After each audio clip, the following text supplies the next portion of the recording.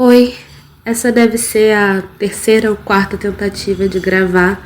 Acho que nunca foi tão difícil assim gravar um episódio de aforismos e fluxo de pensamento.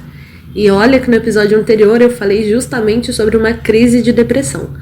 Mas de alguma forma, o presente me parece um pouco mais fácil de elaborar do que o passado.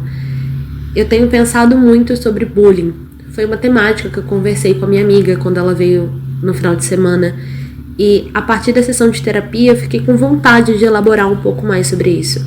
Porque a ideia do bullying como um problema da escola, desse espaço específico, como se começou ali, terminou ali e não impacta mais a vida, simplesmente não é verdade. E mais do que isso, eu entendo o bullying como o nosso primeiro contato com a injustiça social. Como a sociedade tem seus favoritos, né? E como eles geralmente são premiados, quebrando o mito da meritocracia. É quase como se, tendo a aparência correta, ou o sobrenome importante, ou até mesmo só dinheiro, houvesse uma certa certeza da impunidade.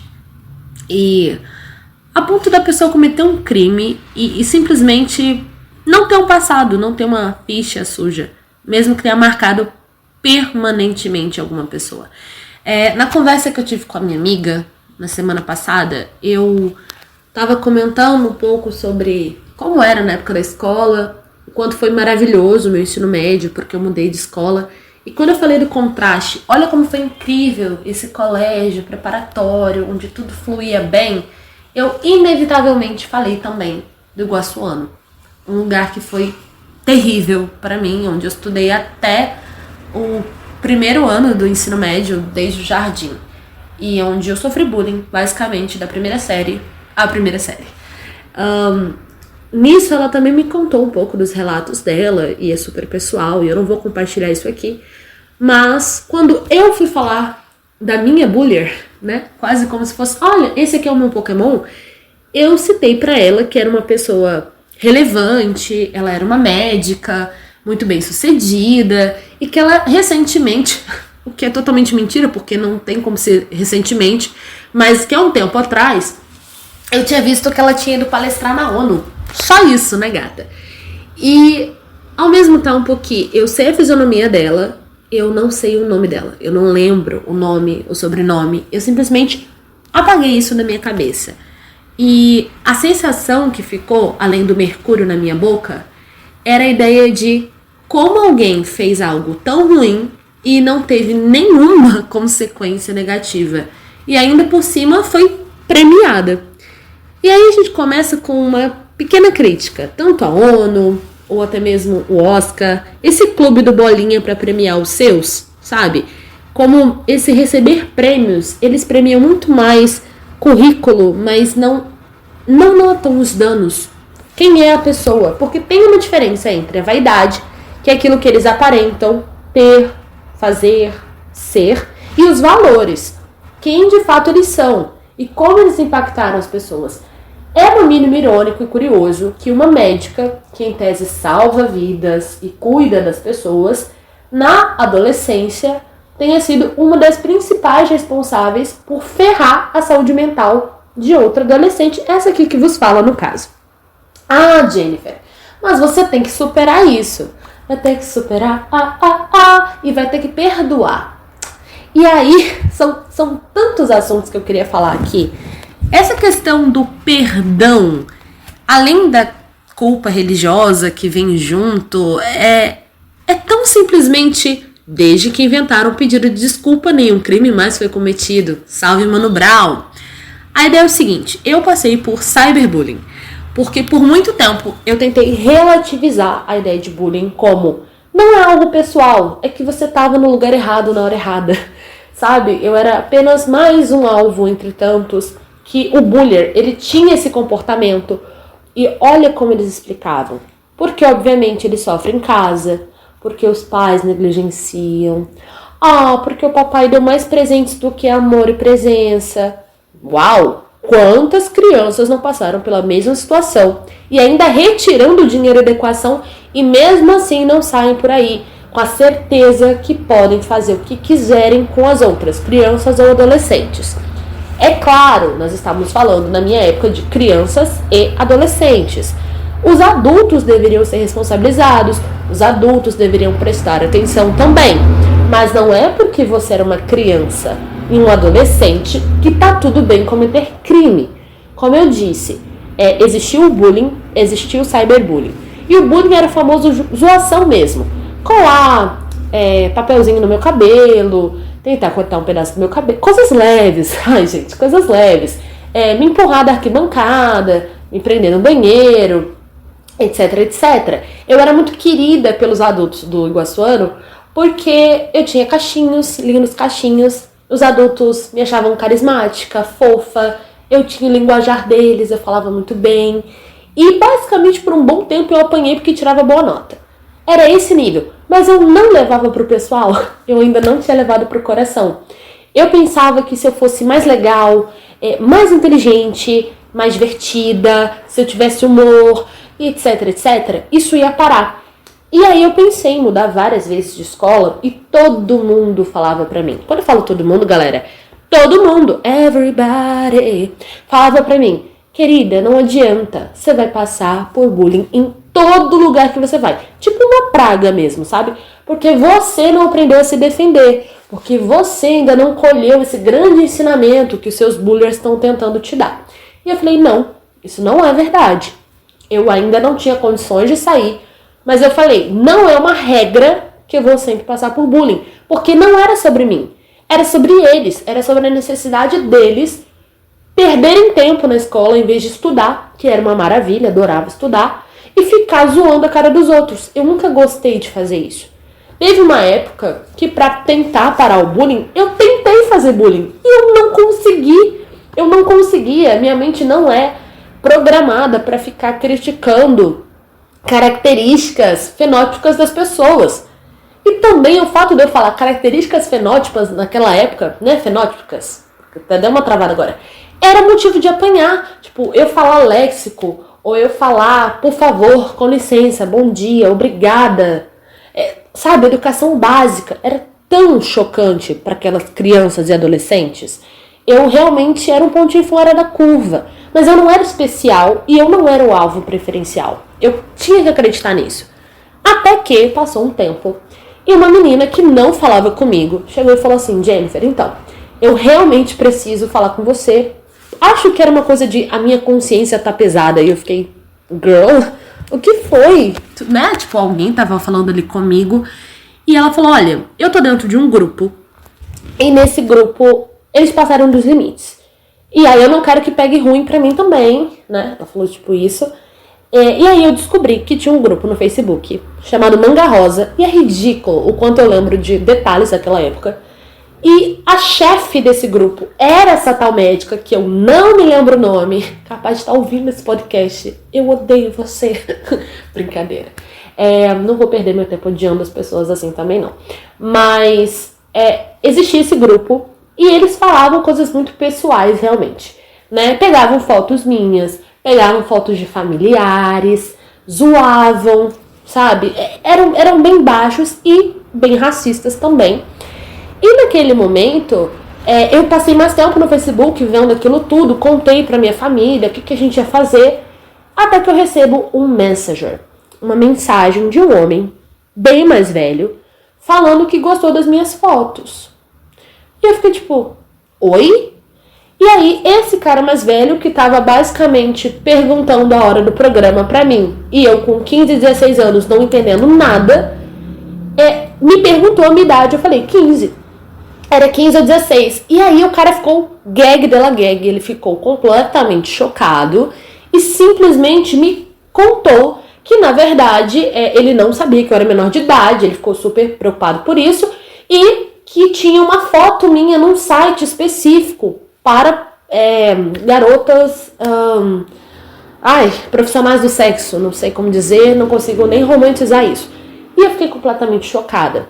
Sim, gente, era uma montagem muito tosca. Ainda bem que não existia Gemini, Nano Banana, ChatGPT. Ainda bem que não existia isso. E, sinceramente, acho que nem no Photoshop foi feito. Não sei como. Era simplesmente recortaram o meu rosto e colaram, né, ali, colocaram no corpo de mulheres prostitutas, ainda pode falar assim, prostitutas. E eram mulheres muito magras e brancas, e eu, né, gordinha e negra, tipo, dava pra ver claramente que não era eu, mas ainda assim, gente, foi extremamente perturbador, foi muito, muito perturbador. E nisso a gente recolheu prints e tudo mais pra iniciar um processo, porque aqui no Brasil, na época, cyberbullying estava começando a ser levado a sério. Inclusive até mais do que bullying, porque querendo ou não, o bullying parece que uma conversa vai resolver, o cyberbullying não. Então a gente conseguiu uma especialista, uma advogada incrível, meu Dindo Vadson foi à frente disso, ele foi perfeito. E depois que a gente juntou todas as provas, se eu falar o nome do diretor talvez pegue mal pra mim, então não vou falar. Mas o senhor Ed, ele foi e falou assim, então, a Jennifer, ela é bolsista. E essas pessoas, esses alunos, eles são filhos de pessoas que pagam a escola e tudo mais.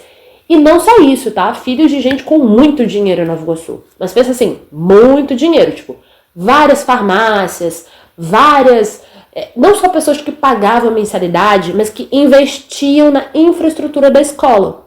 A ponto do senhor Ed virar e falar, a Jennifer tá se metendo com gente grande. E não era. Eles é que estavam se metendo comigo. É totalmente diferente. Então, no final das contas, o que todo o material, todos os prints, todo o racismo, todo o cyberbullying, todo bullying, todo crime sexual, enfim, tudo isso levou, não tinha lei Carolina Dickmann na época, eu acho, levou a um pedido de desculpa. Falando. E nem sequer foi, tipo, individual. Foi, tipo, eles fizeram uma rodinha sem meia-lua e falaram, desculpa, Jennifer, pegamos pesado. E acabou, sabe? E acabou. Acabou qualquer consequência pra eles. Não me importa se eles ficaram de castigo uma semana sem tablet. Não me importa se os pais tiraram a viagem, né? Só que nessas férias não vou viajar, porque o filhinho de Eduardo fez bullying com a Jenny. Não me importa. Ali acabou qualquer consequência. Isso não foi pra ficha de nenhum deles. Isso não é uma coisa que impactou a vida deles, mas continuou impactando a minha e de outras pessoas que passaram pelo bullying que eles fizeram. Justamente porque o cyberbullying realmente foi só sobre mim, até onde eu entendi, mas o bullying eles faziam com geral, sabe? Tipo, olha, ela não é especial. Não, na verdade ela era. Eles desperdiçaram muito tempo me odiando por nada. Desculpa, por nada. Eu já fiz todo... será que eu não fiquei com a pessoa que ela gostava? Gente, eu não beijava na boca. Sabe? Não tinha motivos, a não ser discurso de ódio. Era o puro ranço, era o puro ódio. E essas pessoas, elas eram abastadas. Isso me faz lembrar muito do conceito de janela de Overton, que eu falei lá no outro episódio. Acho que era da primeira temporada ainda. Quando o absurdo, sabe? Ele estica pra caber na realidade. Eu sinto que, nesse caso, eu posso fazer o que eu quiser, eu vou esticando a realidade, deixando o absurdo caber, porque eu tenho dinheiro pra isso. Enquanto pessoas não privilegiadas, periféricas, elas são acusadas uma vez, elas não são nem julgadas, elas vão pra cadeia. Nada aconteceu com essas pessoas, elas continuam bonitas, bem, saudáveis, namorando, todas essas métricas de bom sucesso que as pessoas colocam, sabe? Então, isso mexeu muito comigo, acho que é óbvio, mas eu sinto também que esse sequestro da consciência, sabe? Eu não falo só por mim, eu falo por todo mundo que passou por essa situação e que muitas vezes teve que só relativizar. Mas eles são só crianças. A Disney, eu vou culpar de novo a Disney, conta uma narrativa. O vilão, ele sempre perde, o herói, ele sempre vence, a justiça sempre chega pelo menos no terceiro ato. Só que a vida real, gente, ela parece escrita por roteiristas bem menos comprometidos com a tal da coerência moral. Porque certas pessoas fazem coisas terríveis e prosperam. E algumas pessoas carregam as consequências do que elas sofreram por décadas. Enquanto quem causou o dano, ele recebe medalha, diploma, aplauso, convite para palestrar. A meritocracia conversa muito bem com isso, porque vende a ideia do sucesso quase como um certificado moral. Se riqueza, prestígio, carreira ou prêmios fossem evidências de caráter, só que não são. Eles são sucesso dentro de determinados sistemas, mas não é sobre bondade, ética, humanidade, seus valores. Ao mesmo tempo que uma médica pode salvar vidas, ela pode ter sido muito cruel com alguém, e ela foi muito cruel. Um empresário super bem prestigiado, ele pode ser um péssimo ser humano. Até um ativista premiado, ele pode ser abusivo dentro de casa, porque a realidade é que as categorias morais, elas são muito mais bagunçadas do que a gente gostaria de admitir. Então, essa ideia da vaidade premiável, fotogênica, que cabe numa placa, num currículo, uma reportagem, ela é um contraste a quanto os valores costumam ser muito silenciosos. Aquela famosa frase, quem você é quando ninguém está olhando? Porque, sinceramente, ninguém recebe um troféu por não humilhar um adolescente vulnerável na escola. Ninguém ganha a manchete do jornal por ter sido gentil, ou justo, ou, sei lá, responsável. E tem isso também, não só uma ideia de que eles não se tiram culpa ou remorso ou qualquer moralidade durante esse desculpa, perdão, será o que for, mas não serem responsabilizados. Eu não tô dizendo, quero que essa médica que fez bullying comigo seja uma frustrada eternamente na vida. Muitos falavam isso pra mim, fica tranquilo, os filhos dele também vão sofrer bullying. Isso não me tranquiliza, caramba. Não tranquiliza. O que me deixa completamente chateada, magoada, primeira questão do crime, nenhuma ficha criminal ela precisou carregar, ou eles todos, né? Mas é esse trauma de não terem consequências e não terem responsabilidade, sabe? O trauma, ele faz isso. Funciona quase como uma transferência involuntária da responsabilidade. Quem causa o dano volta para casa e continua a própria narrativa. Mas quem sofre o dano fica responsável por administrar ansiedade, depressão, insegurança, anos de terapia, reconstrução da própria identidade, sabe? Eu sinceramente não acho que a justiça tarda e não falha, ou que precisa realmente em algum momento chegar a essa justiça, porque a gente foi educado para acreditar que o sistema vai identificar os maus e vai premiar os bons. Só que ele não faz isso com a consistência que a gente gostaria. Ficar esperando que o sistema vá nos proteger enquanto ele protege quem já possui recurso, conexão, legitimidade social, é talvez uma das ideias mais difíceis de aceitar, sabe? Que algumas pessoas vão viver a vida inteira sem serem punidas proporcionalmente pelo mal que fizeram. Isso não transforma o mal no bem, nem o dano em algo pequeno, só que justiça e realidade, a justiça e a prática da justiça, elas não são sinônimos. Muitas vezes a consequência em mim era uma vontade de não viver. Isso é uma desproporção brutal de foi mal aí, né? Me passei. Existe uma espécie de contabilidade moral que nós, como sociedade, fazemos muito mal.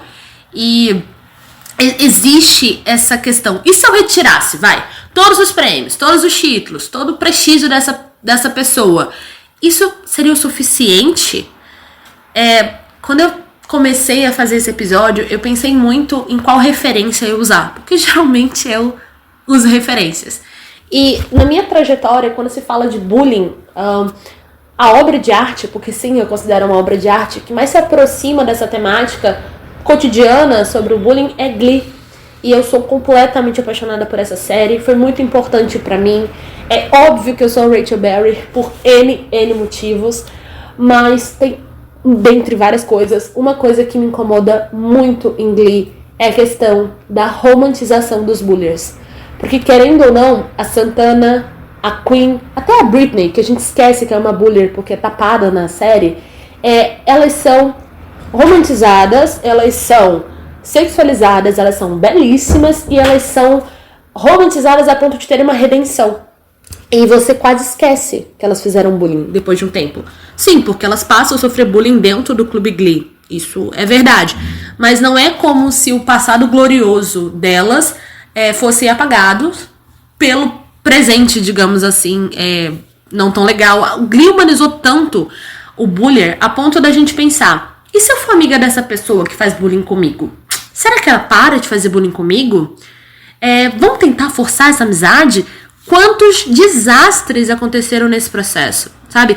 E eu preciso falar, falando aqui de séries e referências que trabalham a pauta do bullying, eu preciso falar que a conformidade está matando as nossas crianças. Eu preciso falar do final de Stranger Things, porque como assim aquele time de futebol, os caras que eram totalmente grosseiros com o time Hellfire, estavam aplaudindo Dustin, dando discurso e se formar? Como assim a Stacy, que fazia bullying, chamou o Dustin pra poder ir na festa? Chamou a par inteira, na verdade, sabe? Sério, a gente não tá sobre a maldição do Vecna? Porque a conformidade tá matando as crianças e porque Friends don't lie. Tipo, não fala mentiras pra mim, sabe? Isso é romantizar. Romantizar o cara que bate. Enemies to lovers. Dark romance. Eu real acho que não é só pra a questão do fetiche, tá? Porque aqui eu não tenho vocabulário nem experiência pra falar sobre isso, mas a gente se coloca no lugar de não é possível. Não é possível que alguém que tem o mesmo lugar, a mesma essência que eu, que é a humanidade, tá fazendo uma coisa tão ruim. Não. Porque se o garoto puxou o cabelo da garota, quase até arrancar aquela trança, é porque na verdade ele tá afim dela, não é? É óbvio. Não é possível. Quem faz bullying com o outro é porque sofre muito em casa. Eu tô sendo irônica, tá? Pelo amor de Deus. É óbvio que quantas pessoas passam por essa situação, sabe? É muito desconfortável, mas eu sempre falo isso. O motivo que o vilão entrega no final de tudo que ele fez foi porque ele podia fazer, sabe? Eu acho que no final não é nem sobre bullying, é sobre poder.